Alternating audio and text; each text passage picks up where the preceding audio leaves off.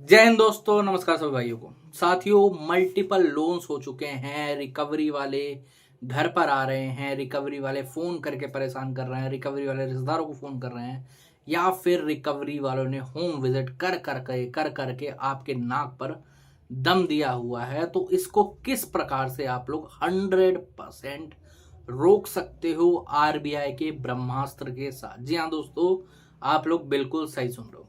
बहुत सारे हमारे भाई हैं जो कि बार बार कमेंट करके या फिर मुझे मैसेज करके ये पूछते रहते हैं कि सर जी, जो रिकवरी वाले इस तरीके से परेशान करते हैं, इस तरीके से दिक्कत देते हैं हम लोगों को, आम जनता को इतना ज़्यादा टॉर्चर करते हैं, तो क्या आरबीआई ने इसके ऊपर कोई रूल नहीं बना रखा? आरबीआई ने हमारे लिए कुछ करके कुछ करा नहीं है क्या? उनको दिखता नहीं है? तो मैं आप लोगों को बता देना चाहता हूँ, आरबीआई ने रूल भी बनाया है, आरबीआई ने गाइडलाइंस भी निकाल रखी है। बस दिक्कत कहाँ हो रही है कि आप लोगों ने उनको फॉलो नहीं करा है। आप अगर उनको सही तरीके से फॉलो कर रहे, कोई रिकवरी वाला आपको परेशान करना तो दूर की बात है, आप पे तू तड़ाक करके भी बात नहीं कर सकता। आज उसी के बारे में बात करेंगे और कैसे इसको ए टू जेड पूरा प्रोसीजर रहता है, इसके बारे में बताऊंगा आप लोगों को। ठीक है, तो साथियों, वीडियो शुरू करने से पहले मैं आप सबका हर्ष कुमार आपके अपने चैनल नो डिस्टर्ब में आपको स्वागत करता हूं। अगर लोन संबंधित कोई भी प्रॉब्लम है, कोई लोन रिकवरी वाला परेशान कर रहा है, होम विजिट ज्यादा हो रही है, कॉल ज्यादा आ रही है, कोई लीगल नोटिस आया है, फिर ऐसी कोई भी दिक्कत है, ऊपर नंबर आ रहा है, व्हाट्सएप पर मैसेज कर सकते हो। ठीक है, और साथियों, अगर आप लोग जानना चाहते हो आपके एरिया में आपका जो भी स्टेट वगैरह है, जो भी आपका डिस्ट्रिक्ट है, वहां पर पर्टिकुलर एनबीएफसी या फिर बैंक की होम विजिट होती है या फिर नहीं होती है, तो आप लोग कमेंट सेक्शन में मुझे बैंक का नाम, अपने स्टेट का नाम और अपने डिस्ट्रिक्ट का नाम लिख सकते हो। ठीक है, अब कुछ महान आदमी होते हैं जो कि खाली डिस्ट्रिक्ट और स्टेट का नाम लिख देते हैं। अगर आप एनबीएफसी या फिर बैंक का नाम नहीं लिखोगे तो कैसे पता लगेगा, है ना? और कई लोग होते हैं वो बैंक या फिर एनबीएफसी या फिर खाली स्टेट का नाम लिख देते हैं। अगर आप डिस्ट्रिक्ट का नाम नहीं लिखोगे तो पता नहीं चलेगा, क्योंकि दिल्ली तो बहुत बड़ी है, मुंबई बहुत बड़ी है, कलकत्ता बहुत बड़ा है।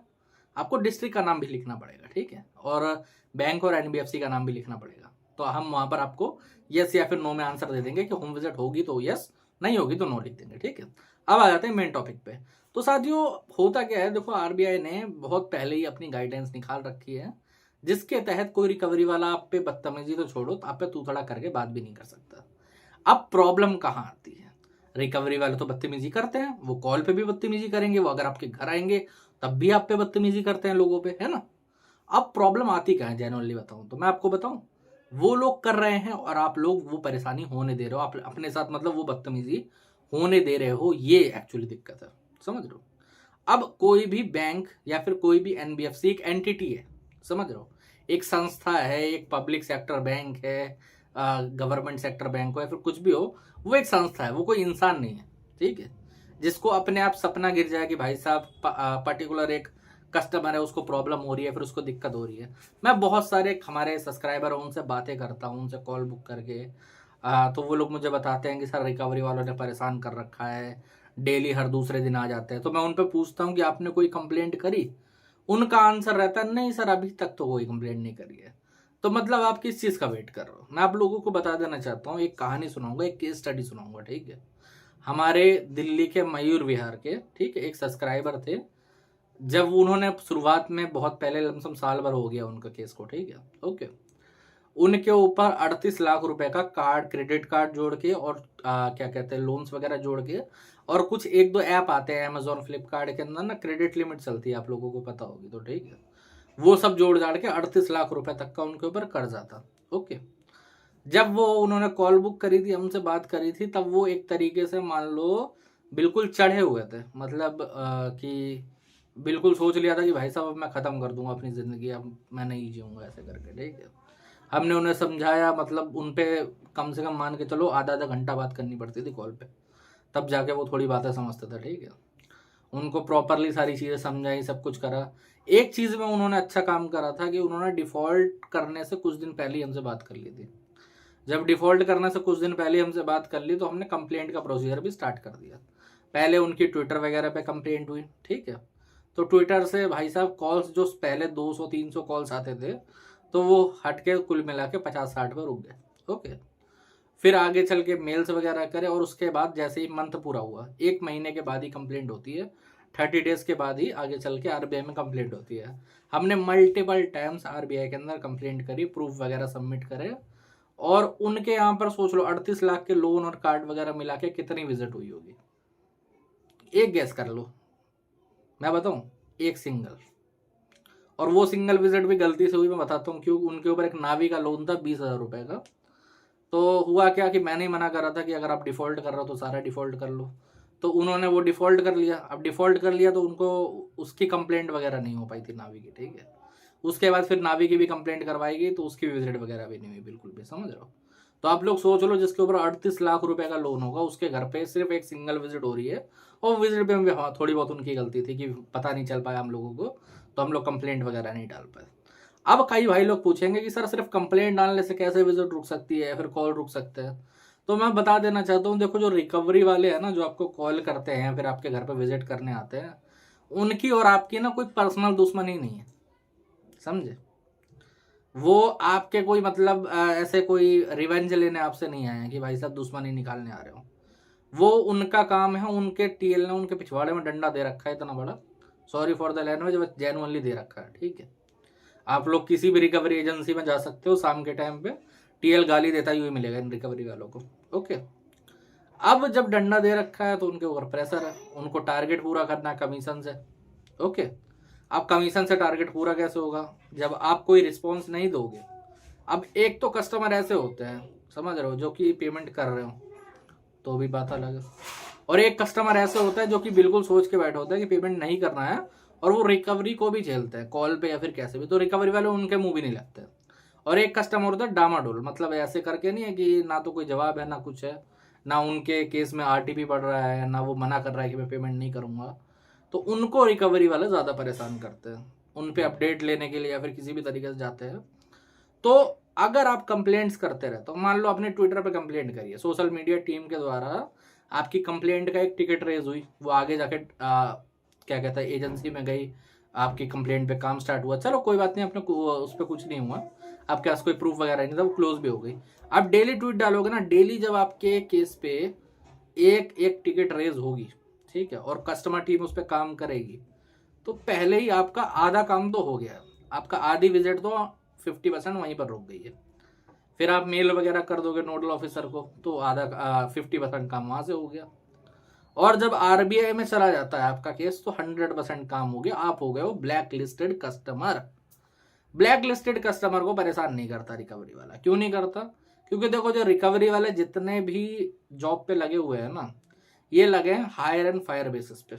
ये क्या होता है हायर एंड फायर, मतलब आज इनको नौकरी पे रखा गया, इन्हें पहले बता दिया जाता है कि अगर आपके खिलाफ कंप्लेंट आई, बैंक एक्शन लेगा, अगले दिन हटा दिया जाएगा आपको, ठीक है। और आपने आरबीआई में कंप्लेंट डाली, आपके पास कोई प्रूफ हुआ तगड़ा, तो अगले दिन निकाल दिया जाएगा जॉब से।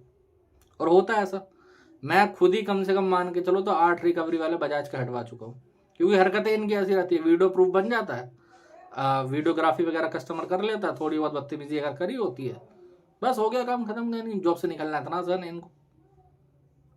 बैंक और एनबीएफसी वेट नहीं करते, उनको 10 रिकवरी वाले और मिल जाएंगे, बट उनको दिखाना है, उनको अपने रूल्स पे चलना है, समझ रहे हो। आरबीआई इतना ज्यादा मोटी पेनल्टी लगाता है ना इनके ऊपर, करोड़ों में, आप लोग सोच भी नहीं सकते, समझ रहे हो। आपने सुना होगा ना कि फलाना ढिमकाना बैंक के ऊपर 2 करोड़ का जुर्माना लग गया, 3 करोड़ का जुर्माना लग गया। वो यहाँ वो ये चीज नहीं बताई जाती किसके लिए लगा है, इन्हीं सब चीजों के लिए लगा होता है कि रिकवरी वालों ने कुछ उल्टी सीधी हरकतें करी होती है, तो उसमें कस्टमर को भी मुआवजा देना होता है, और आरबीआई खुद भी कुछ पेनल्टी लेता है इनसे, तो उसमें चला जाता है इनका पैसा, समझ रहे हो। अब होगा क्या, जब आप कंप्लेंट डालोगे ना बार बार आरबीआई में, मेल्स पे, ट्वीट पे, ठीक है, तो वहां से आप हो जाओगे ब्लैक लिस्टेड कस्टमर। एक ब्लैक लिस्टेड कस्टमर को कभी रिकवरी वाला परेशान नहीं करेगा, जब तक आप कोई गलती ना करो तब तक नहीं करेगा। कई लोग क्या करते हैं, कॉल पे बोल देते हैं ऐसे करके कि हाँ मैं बाद में पेमेंट कर दूंगा, या फिर मैं कुछ दिनों बाद पेमेंट करवा दूंगा, तो वैसे में क्या होता है ना, एक्टिव हो जाती है रिकवरी। आपको ये सब नहीं बोलना, आप फोन उठाओ ही मत, ज्यादा कोई जरूरी नहीं है, कोई इतना प्रॉब्लमेटिक चीज नहीं होती, ठीक है। अब ब्लैक लिस्टेड कस्टमर के पास क्यों नहीं जाता, देखो मैंने फिर बताया कि हायर एंड फायर बेसिस पे जब होते हैं, तो आरबीआई पे कंप्लेंट, जब आप पहले से ब्लैक लिस्टेड हो, जब आप पहले से कंप्लेंट इतनी डाल चुके हो, तो आगे चल के अगर आपने इस रिकवरी वाले के उस पर डाल दी कंप्लेंट, तो ये नो जॉब से हट सकता है, इसकी तो जॉब चली जाएगी, है ना। और एजेंसी को भी नुकसान हो सकता है, एजेंसी में भी अगर 3 कंप्लेंट पड़ जाए तो एजेंसी भी बंद हो जाती है, सस्पेंड हो जाती है 2-4 महीने के लिए, ठीक है। तो इसीलिए उनको अपनी नौकरी ज़्यादा प्यारी है, किसी भी रिकवरी वाले को या फिर किसी भी एजेंसी को। आपका लोन प्यारा नहीं है, उनको लोन और मिल जाएंगे, उनको 10 जगह 10 कस्टमर मिल जाएंगे, समझ रहे हो। आप वाले पे अगर वो लोग रिकवरी नहीं भी करेंगे तब भी चलेगा, कोई प्रॉब्लमेटिक चीज़ नहीं है, समझ लो। बस हाँ, बशर्ते आपने कंप्लेंट सही से करी हो। कई लोग क्या करेंगे, ट्वीट डालेंगे, ट्वीट में बैंक को मेंशन नहीं कर रखा, कार्ड नंबर नहीं डाल रखा, लोन नंबर नहीं डाल रखा। क्यों कर रहे हो? फिर मत करो जब डिटेल ही शेयर नहीं है तो। अब अगर मान लो आप कहीं पर जाते हो बैंक वगैरह में, तो उसको अकाउंट नंबर ही नहीं दिखाओगे तो वो कैसे करेगा काम, है ना। अकाउंट नंबर शेयर मत करो, लोन अकाउंट नंबर शेयर कर सकते हो। लोन अकाउंट नंबर क्या होता है, उसमें कुछ नहीं हो रहा, समझ रहे हो। लोन नंबर शेयर कर सकते हो, कार्ड नंबर। अब कई लोग कार्ड नंबर में पता क्या करते हैं, वो लास्ट के 4 डिजिट शेयर करते हैं। अब उसमें एक दिक्कत है, मैं आप लोगों को बताता हूँ होता क्या है, ठीक है। जैसे मान लो आपने लास्ट 4 डिजिट डाला है ना, तो उसमें ये प्रॉब्लम है कि यहाँ से तो चलो बैंक अप्रूव कर देगा, आगे कंप्लेंट के लिए भेज देगा, लेकिन जब एजेंसी के पास जाता है ना वेरीफाई करने के लिए, तो उसको पूरे कार्ड नंबर चाहिए होते हैं। वो इस बात पर रिजेक्ट कर सकता है कि ये तो एंड के 4 डिजिट है या शुरुआत के लग रहे हैं, हमें तो पता ही नहीं है, समझ रहे हो। तो इस पर भी रिजेक्ट हो जाती है कंप्लेंट। और जब आरबीआई में करोगे तब तो पूरी देनी पड़ेगी वहाँ पर, है नहीं। और एक चीज़ है, टाइम फ्रेम तो मैंने पहले बता दिया है कि आरबीआई को जो कंप्लेंट होती है, जैसे मान लो आपने ट्वीट कर रखा है फिर मेल कर रखा है, उसके 30 डेज के बाद ही कंप्लेंट होगी। दूसरा तरीका भी है लेकिन आप बताने वाला नहीं है, ठीक है, वो अलग चीज़ हो जाती है। तो आप लोग इस तरीके से फॉलो अप कर सकते हो। और उसके बाद हाँ सुनो, जैसे मान लो आरबीआई में अपने कंप्लेंट वगैरह कर दिए, तो आरबीआई से उसके बाद मेल वगैरह भी आते हैं आपको, रिकॉर्डिंग्स या फिर किसी और चीज़ को सबमिशन के लिए, ठीक है। आपके पास है तो आप वहाँ पर सबमिट कर दीजिए प्रूफ वगैरह, आरबीआई उस पर संज्ञान ले लेगा आगे चल के, ठीक है। पेनल्टी वगैरह भी लगाता है बहुत अच्छी है, मैं बता दूँ पेनल्टी कितनी लगाता है। मेरे एक सब्सक्राइबर को 45,000 रुपये का वो मिला था, ठीक है। अब कई लोग बोलेंगे कि सर हाथ में मिल जाता है, मतलब कैश मिलेंगे या ऑनलाइन मिलेंगे, तो मेरे भाई लोन में से कट जाता है वो, ठीक है, ओके। तो आप मान लो आपका 1 लाख रुपए का लोन है, आपका 20,000 रुपये की पेनल्टी उन्होंने पे लगी है, तो आपका लोन जो है वो कट जाएगा, 20,000 रुपये कट जाएंगे, 80,000 रुपये रह जाएंगे आउटस्टैंडिंग, ठीक है। अब बहुत सारे भाई इसमें बोलेंगे कि इसमें क्या फ़ायदा है, फिर तो हमें कुछ मिल ही नहीं रहा। मेरे भाई आउटस्टैंडिंग में से कट रहा है ना, वो आपका पैसा जा ही रहा है एक तरीके से। बैंक को तो भरना पड़ रहा है, एजेंसी भर रही हो, बैंक भर रहा हो, कोई ना कोई अपनी जेब से भर रहा है वहाँ पर पैसे। जब पैसे भरेगा ना कोई अपनी जेब से, जब उनकी जेब से जाएगा तब उनको नुकसान लगेगा जनरली। तो मैं आप लोगों पे सब पे कहना चाहूँगा, सब लोग वेट मत करो कि कोई रिकवरी वाला आके जब परेशान करे तब कंप्लेंट डालूँ, या फिर कोई गाली गलौज एकदम हद पार कर दे तब करूँ। उससे पहले ही करवा दो तो आपका पहले आगे चल के कोई प्रॉब्लम आपको आएगी नहीं, ठीक है। वही का मतलब कहा जाता है ना कि precaution is better than cure, okay. तो आप वो कर सकते हो, सिंपली बात है।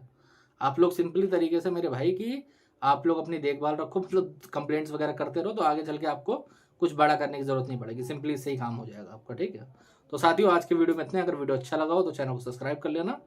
अगर कोई और दिक्कत प्रॉब्लम है और कोई परेशानी है तो ऊपर नंबर आ रहा है, व्हाट्सएप पर मैसेज कर सकते हो, ठीक है। जय हिंद।